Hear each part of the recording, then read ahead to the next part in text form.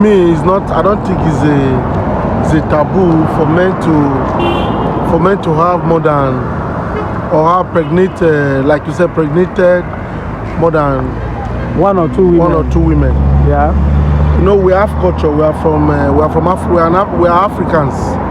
We have culture. I believe it's more preferable for a man to go for more than one woman than for a woman to have a child for different men. I think it's better off for that of a man, because we are Africans, we have culture, it has been in existence, and it is what has been in existence. So it's better off for a man than a woman, to me. So you are saying that if a man, now I'm not talking of marriage, I'm talking of a man who sleep around and pregnant 3 to 4 different women without getting married to them, that he's doing the right thing, it's better off. You know, it's actually affecting the society in the sense that those children, they can come tomorrow. Those children, they can also claim there is not their father, because they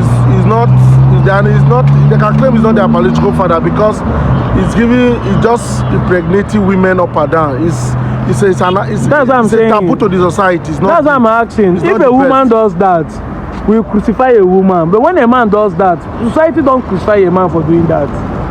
Because that's why I told you, we are African, we are Nigerians, we have culture. It's more preferable for a man for such, unlike woman. Because woman will see that woman as a harlot or as a prostitute. So the man that's sleeping around with other women, no be harlot.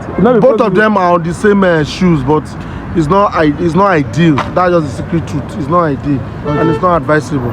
Thank you.